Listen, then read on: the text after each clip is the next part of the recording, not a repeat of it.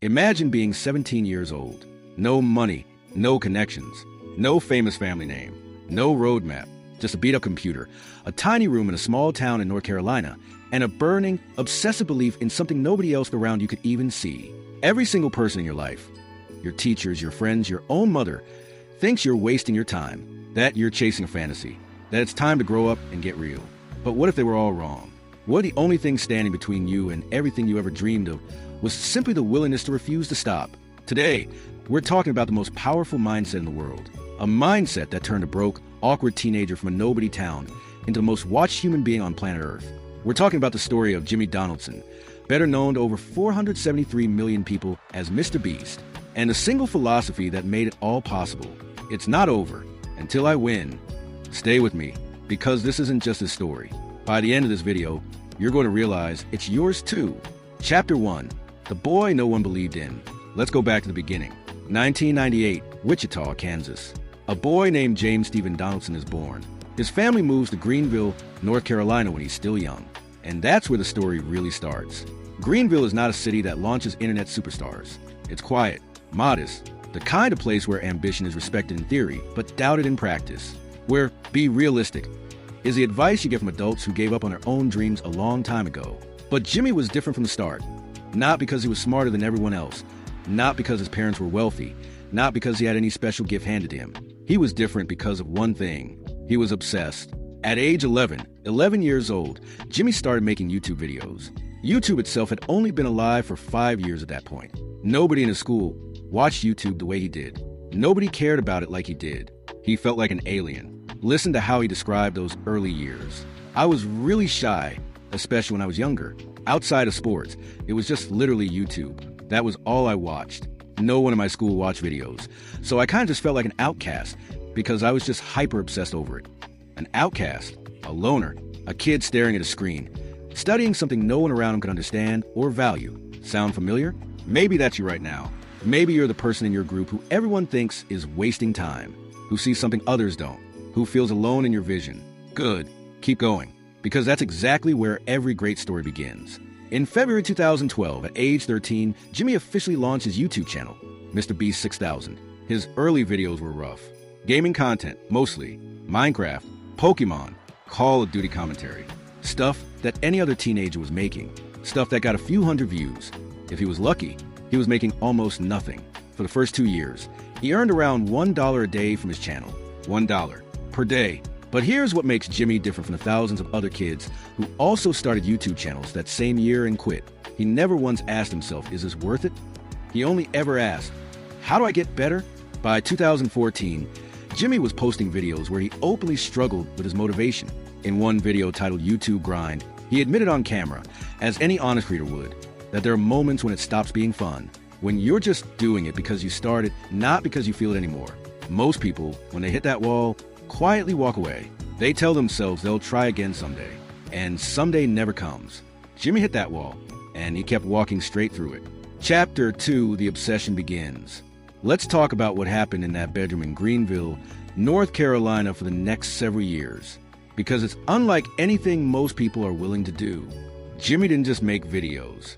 He studied YouTube like a scientist studies a virus, systematically, obsessively, looking for every pattern, every data point, every clue that could tell him what made content work. He spent, and these are his own numbers, somewhere between 20,000 and 30,000 hours studying YouTube virality, studying thumbnails, studying titles, studying watch time graphs, understanding the algorithm before most people even knew the algorithm existed. 20,000 hours. To put that in perspective, if you worked a full-time job, 40 hours a week, it would take you almost 10 years to accumulate 20,000 hours. Jimmy did this as a teenager and young adult, while most of his peers were going to parties and planning their college applications. He wasn't just watching YouTube for fun. He was dissecting it. He would analyze why one video got 2 million views and nearly identical video got 2,000. He would look at the first 30 seconds of high-performing videos over and over. He would test different thumbnail styles. He would study what emotions made people click. He even tried lucid dreaming to come up with better video ideas. He would spend an hour every single day for 4 years straight. doing nothing but brainstorming original ideas. Think about that. An hour a day, every day, for 4 years. Doing nothing but trying to generate one original idea that no one else had done. He described his process like this.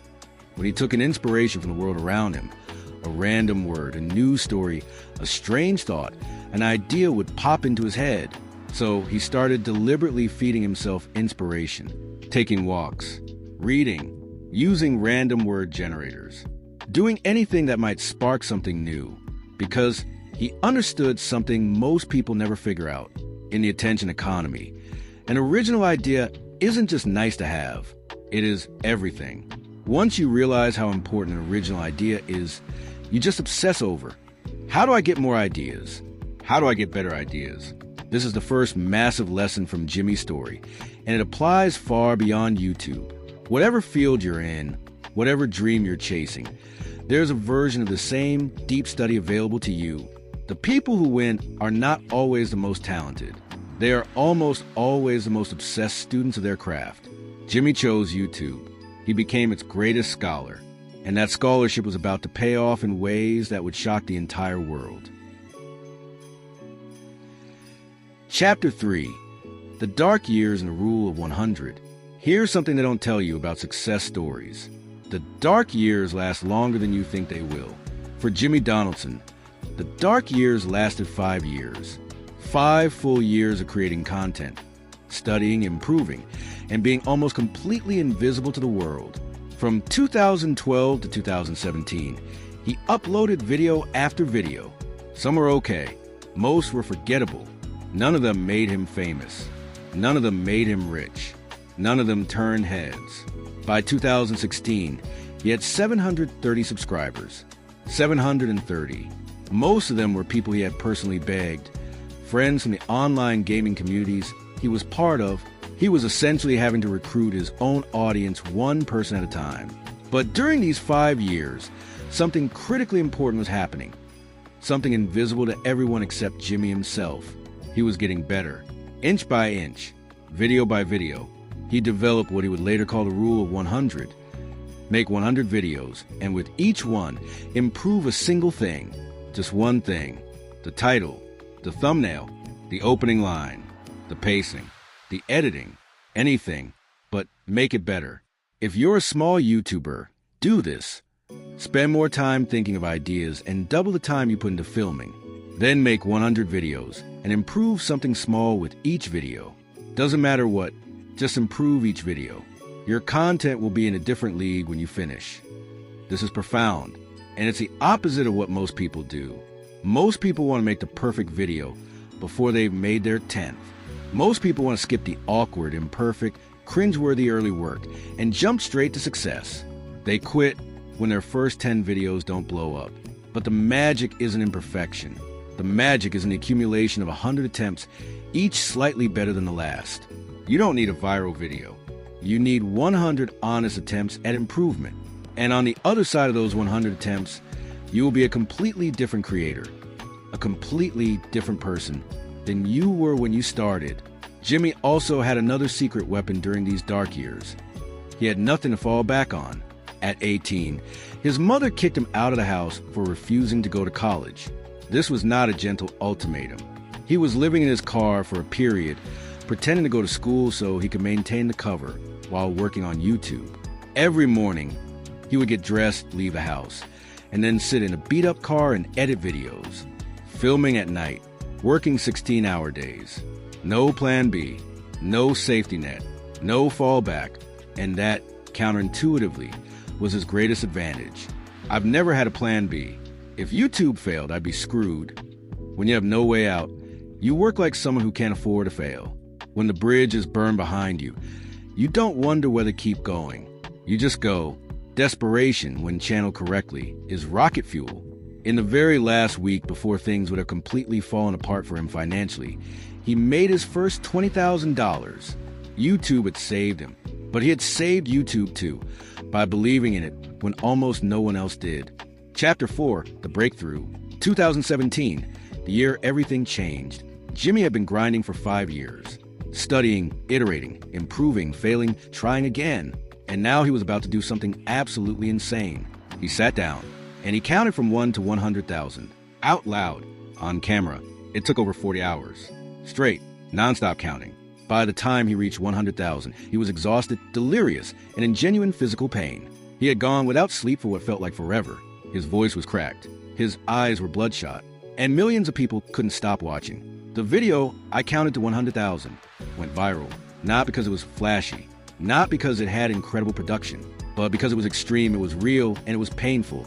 And there was something deeply human about watching someone do something absolutely ridiculous with total commitment. The internet paused and asked, who is this guy? Jimmy had cracked the code. He realized that people are irresistibly drawn to three things: extremes, authentic effort, and the feeling that they are witnessing something that has never been done before. You could show someone a perfectly produced, beautifully filmed video, and they'd scroll past it. Or you could show them a sweaty, sleep-deprived teenager counting numbers for 40 hours straight, pushing past every human limit, and they would share it with everyone they know. From that moment, Jimmy's philosophy became clear. Do what no one else would dare to do. Do it completely. Do it genuinely. And do it in a way that forces people to say, only Mr. Beast could pull this off. He buried himself alive for 50 hours. He spent 47 days in a solitary confinement box. He bought an entire island. He gave away a house. He spent days in the world's largest maze. Each video was an answer to the same question. What is the most extreme, most outrageous, most impossible seeming thing I can actually do? And he always found an answer. Because for Jimmy, impossible is not a stop sign. It is an invitation. Impossible doesn't mean no way. It just means you haven't asked the right